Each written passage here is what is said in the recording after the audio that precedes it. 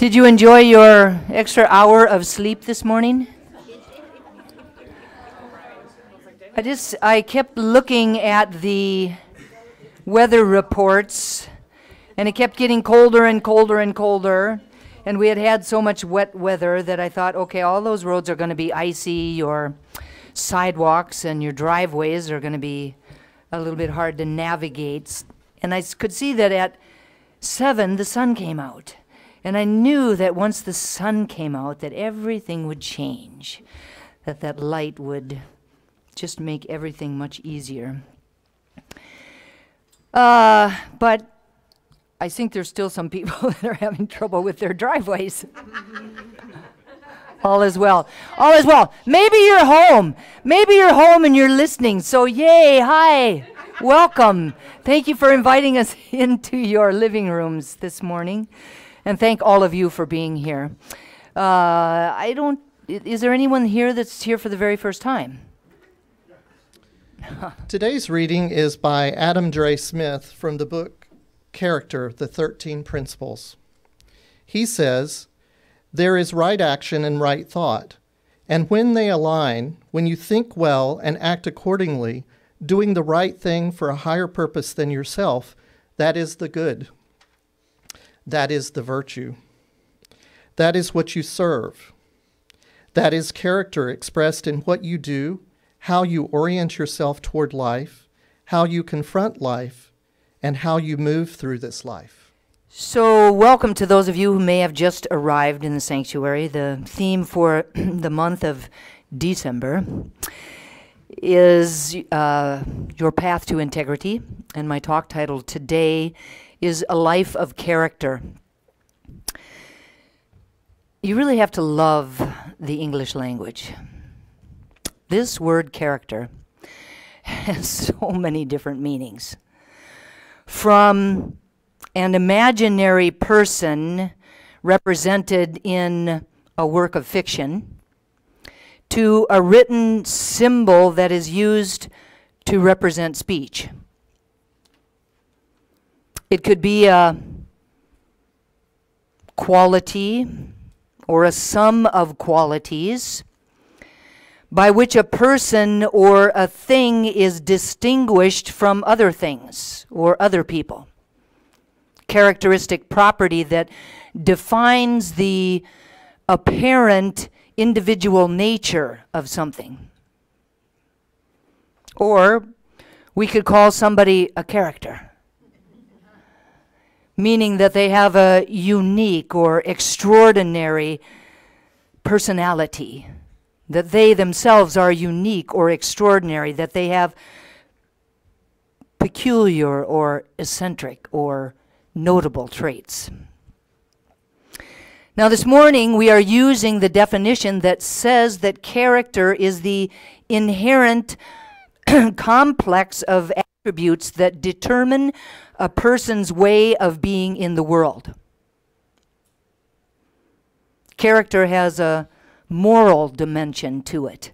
It is the expression of virtue, or a life that is lived in pursuit of that which is good and right and true. Now, character is the full measure of a person. It is who we are, how we think, how we feel, what we do, and how we move through the world. It defines us and it guides our choices and our actions. Character expresses the willingness to accept full responsibility for our own lives. The type of character that we have is really our choice. We don't always have a choice in the situations that we're confronted with, but we always have a choice in how we will respond to those situations. Adam Dre Smith, in his book, Character, the 13 Principles, says that character is practical and demanding. It does not seek greatness or expect perfection. It simply demands us to be better, to serve that which is good. So the bottom line is that it's up to each of us. It's our life, and we get to choose. So if character is the inherent complex of attributes that determines the way that people walk through life, that it determines the choices that we make and the actions that we take, what then are those attributes? Now I know that this community loves the practical side of life, that you love to know how you can powerfully bring any particular idea into your daily lives. And as I sat with that awareness, and as I sat with this talk title, it became very clear to me that this man, Adam Dre Smith, has something to say in this regard. Now, in his book, he describes 13, what he calls principles. And these 13 principles provide direction, or a heading, if you will, to help us make our way through the world. The 13 principles chart a moral clarity, or a personal responsibility, or they also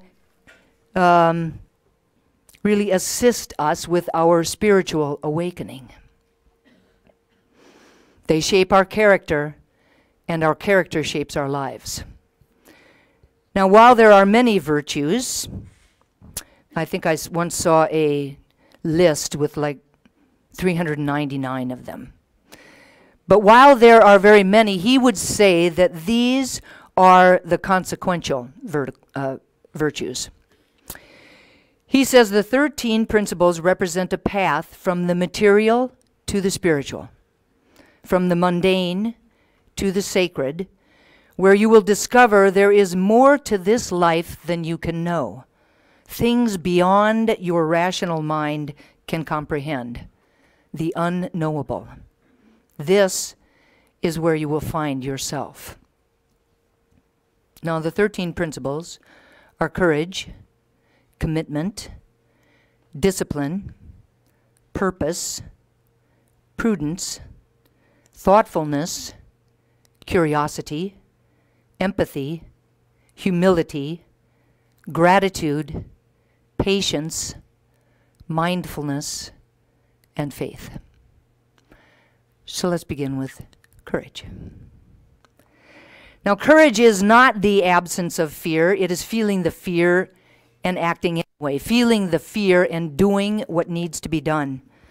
To do the thing that scares us, that hard thing that tests us.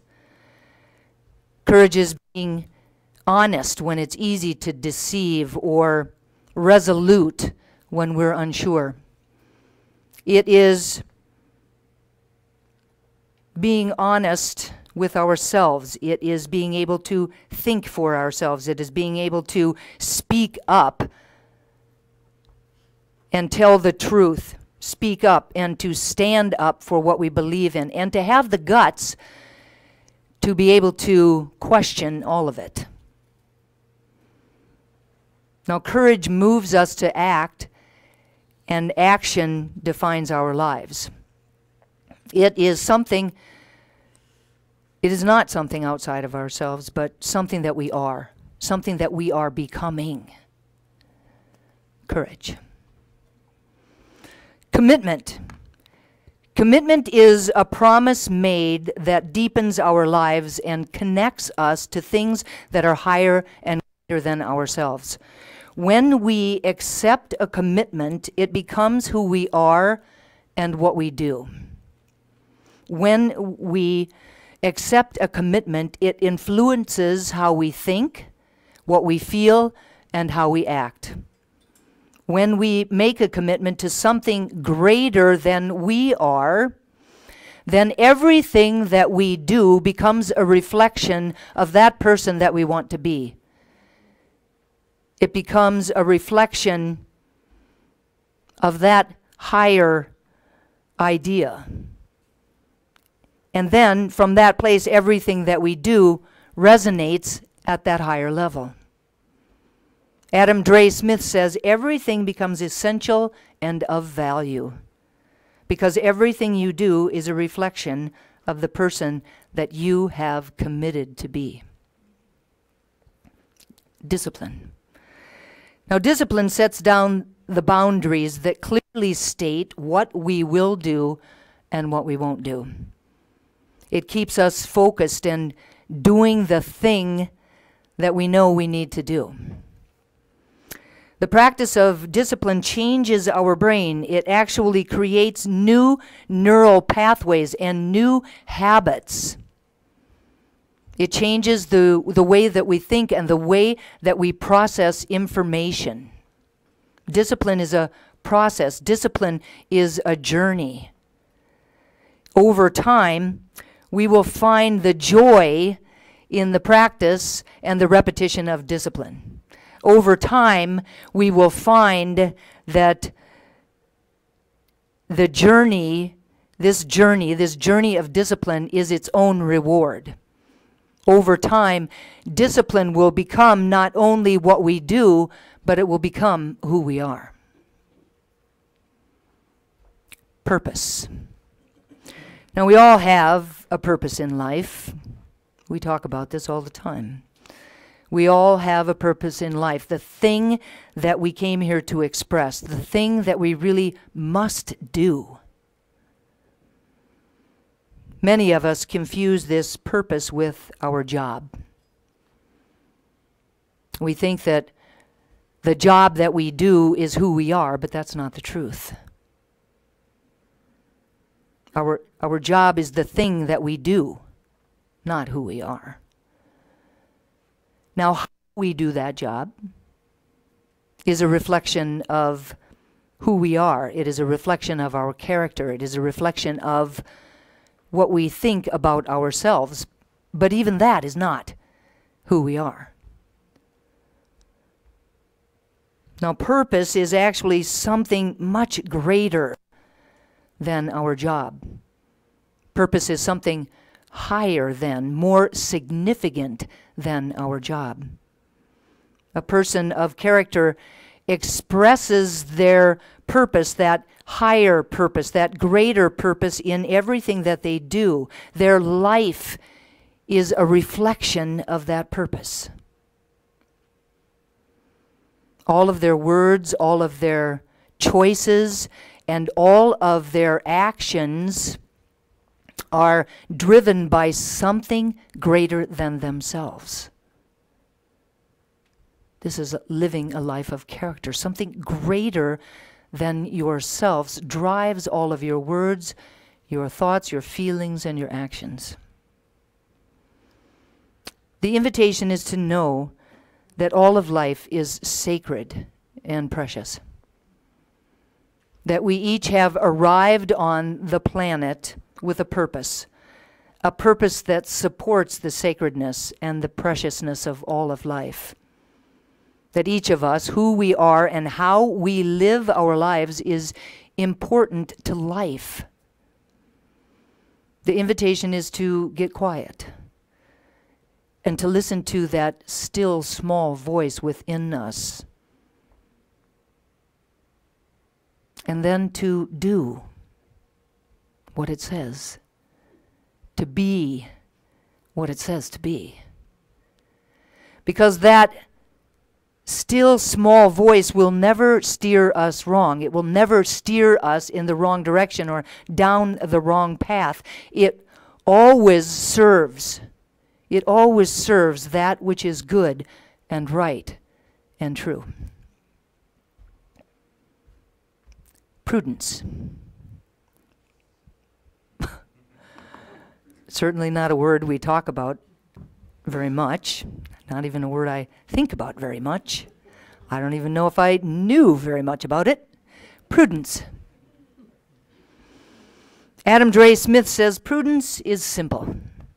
It is good sense and reason anchored in reality, in the way things are, not the way you want them to be, not the way they could be, but the way that they are. Prudence seeks the truth in things and makes the best of circumstances, guided by the light of reason and that which is noble and higher. My guess is that most of us sitting here today have heard ourselves at one time or another say something like, I should have known better. Basically acknowledging the mistake that was made. I should have known better. Now the truth is that we probably did know better, but we simply chose to ignore that inner knowing. Now, whether we can admit it or not, we pretty much most of the time know what is better in almost every circumstance. It is our choice whether to heed or to ignore that inner knowing. That is prudence. It comes from really looking deeply at things and seeing how all things are connected and how all things come together and how all things influence each other. We are all interconnected. Truthfulness. Truth has no agenda. It is not fair nor unfair. It has no bias, no judgment, no expectation. It simply is. And what is for everyone, everywhere, at all times. What is true exists beyond our sensations. What is true exists beyond our perceptions. What is true exists beyond our interpretations. We will always find ourselves disagreeing with or agreeing with someone else's perception or interpretation of the truth. Always. Our senses, our perceptions, our interpretations will often deceive us. And we often find that our minds may appear clouded or confused. But the truth, that truth with a capital T, is always the truth. Always. When we live our lives based solely on our sensations, on our perceptions, on our interpretations, then we live a life of bondage. When we live our lives based upon the truth, we will live a life of freedom. As simple as that. Curiosity. Now, Adam Smith's invitation for each of us around this idea, this principle of curiosity, is to ask questions, to answer questions, to question the answers, and repeat. Ask questions, answer the questions, question the answer, and repeat. The invitation is to challenge all that we know and all that we perceive to be true. The invitation is to use our imagination, our creativity, and our sense of wonder, and to live a life from curiosity rather than from doubt, which often tends to be our go-to default way of living our lives, right? Now, doubt comes from fear, while curiosity comes from love. Doubt requires and seeks assurance and comfort, while curiosity seeks clarity and understanding. What if, this idea of what if engages our imagination? And with imagination, anything is possible. Adam Smith says, curiosity reveals what is hidden and unseen, the intimate connections and relationships between all things. Curiosity will lead you to a place that is beyond understanding, a place that inspires awe and wonder. Empathy. With empathy, we really recognize ourselves in others. Empathy is our natural ability to imagine and to understand another person's emotional experience. It provides insight into the interconnectedness of all things, of all people. It is not simply an emotional experience, but a deeper way of seeing and knowing, a deeper way of looking at things. It provides comfort in the knowledge that we are not alone,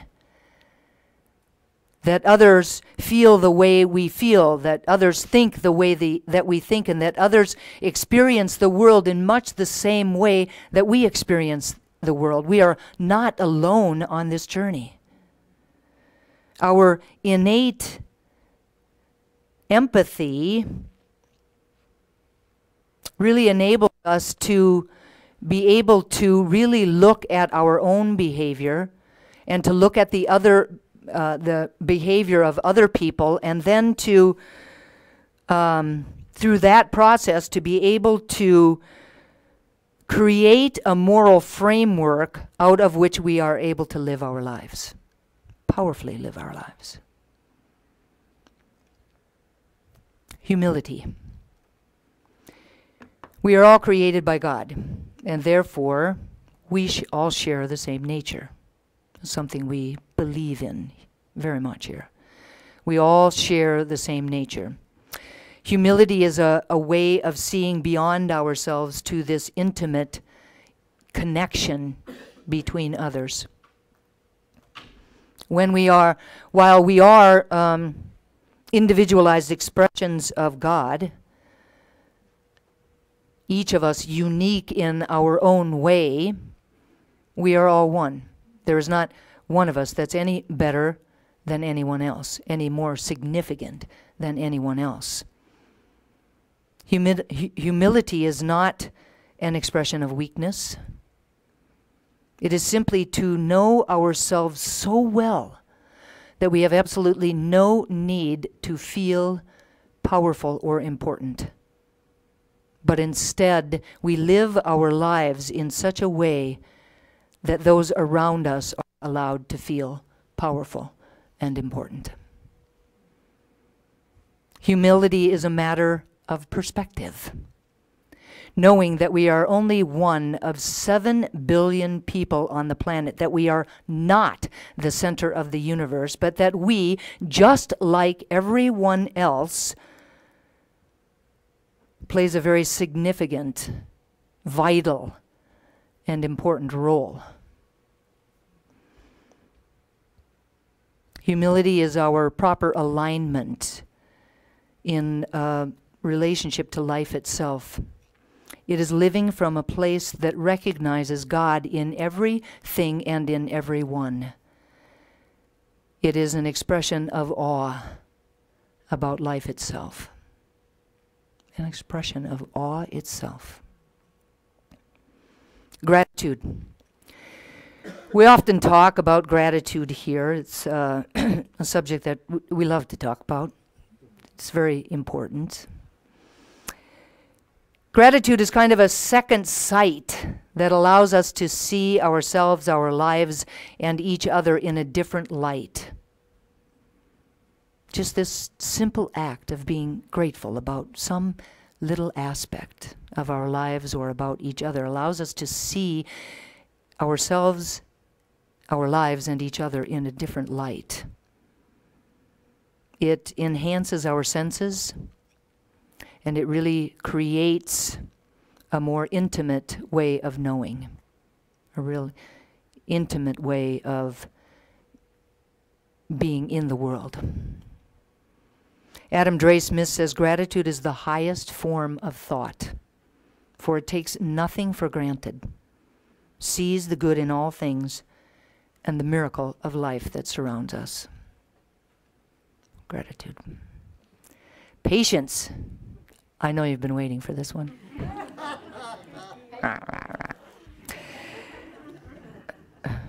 Patience recognizes that there is a natural rhythm to life, a balance and a harmony to all things. It allows us to be able to sit and to wait calmly without worry. Patience is not actually in our nature. Sorry. It requires a strength of will and our acceptance of ourselves and of each other. It is the ability to cope with uncertainty and to calm our racing minds. It focuses the mind so that we can see more clearly and to better understand everything that is happening around us from this calm place, so that we can make wise choices and then to take action. The invitation is to consciously find the balance and the harmony in all of life, and to be willing to let go of our need for control over things that really cannot be controlled. Patience. Mindfulness. Mindfulness is a way of being in the world. It's a way of listening, a way of looking deeply. Now, the practice of mindfulness allows us to see outside of ourselves and to see all things clearly. It's the ability to be fully present in this moment, in this now moment. Mindfulness is the ability to be able to be aware of our thoughts and of our feelings and of the sensations that are going on in our body without judgment. To just be aware. It is a practice to see things as they are and to accept them just as they are.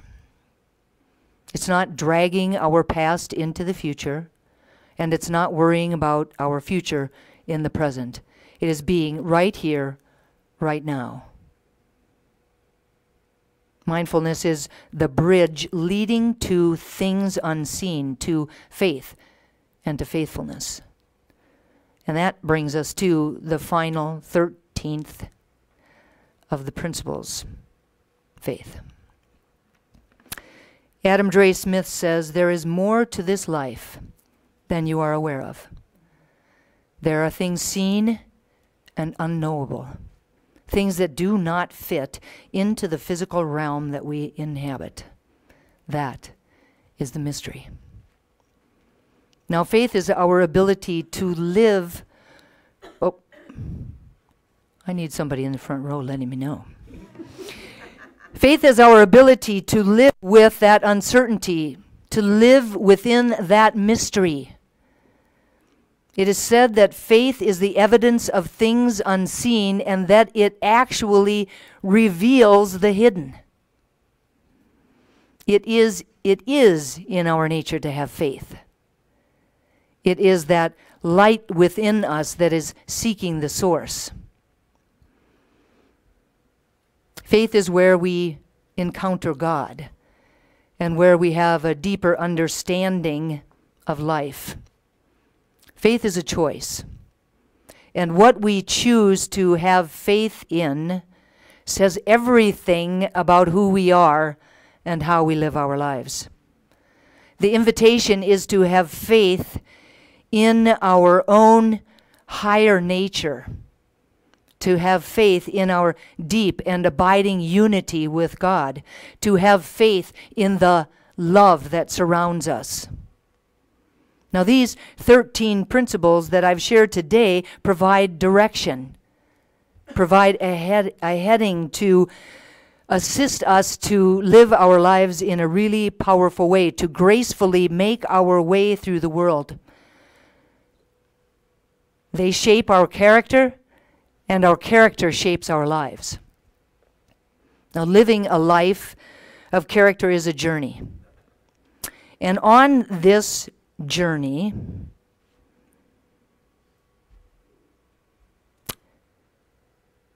we could powerfully ask ourselves a very simple yet kind of difficult question. The question is, are you living your resume or are you living your eulogy?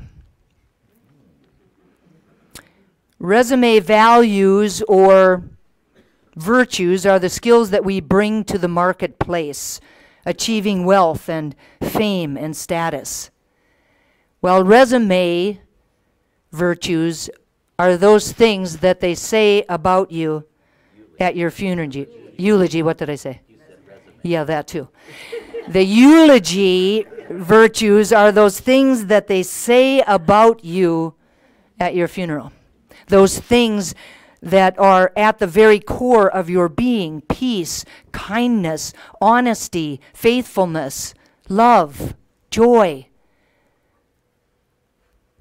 So a life of character really develops along the journey. And the invitation is to examine and then to re-examine our thoughts, our feelings, our beliefs, our choices, and our actions, to balance and then rebalance our priorities so that our eulogy far outshines our resume. This is living a life of character. Will Rogers, who is quite the character himself, says, live your life in such a way that when you die, they could give your pet parrot to the town gossip. The invitation is to live a life of character, and so it is.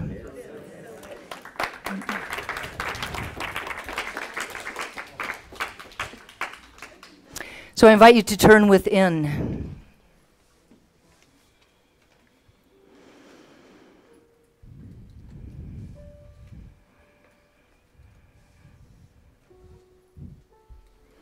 With my eyes closed, I recognize the one source, the one life, the one love.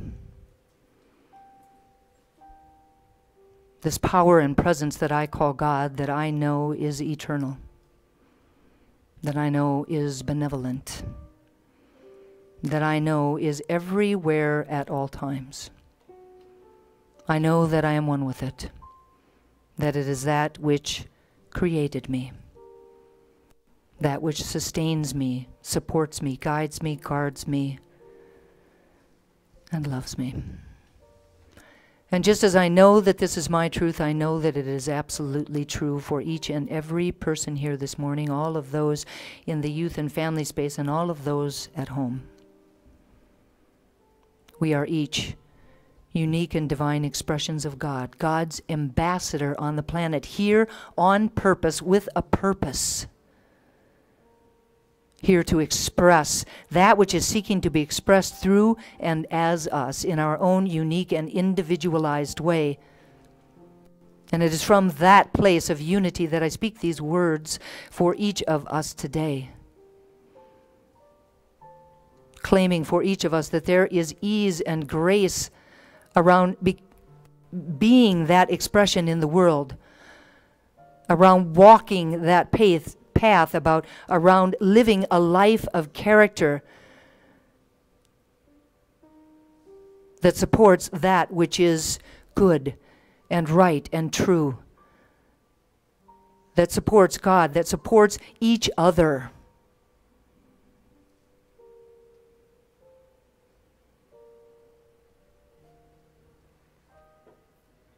I know that we can get still enough to hear that purpose, and that we have everything within us necessary to bring it forward. That we arrived on the planet with that purpose and imbued within us, like the oak tree in the acorn, we have everything we need to bring it forward. We simply need to get quiet, stay aligned, be grounded in the truth, open to our inner wisdom, willing to be responsible.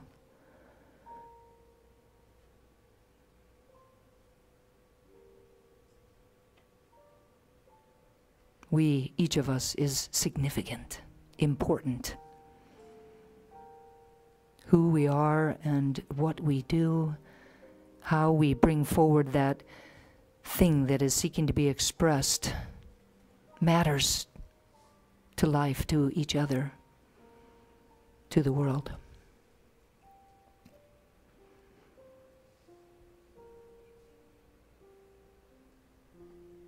I know that living this life of character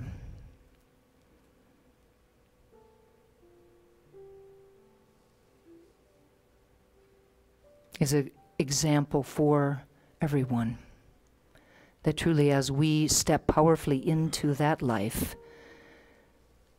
that others will join us. And together we will create a world that works for everyone. And for that I am extremely grateful. I'm so grateful to speak these words and to know this truth. So grateful for prayer, the way that it works, knowing that my words are loosed into a law that only ever says yes. And so I speak them and I release them with love and gratitude and full expectation of their manifestation, letting go and letting God be God. And I invite each of us to anchor this prayer for ourselves and for each other simply by saying, and so it is, and so it is.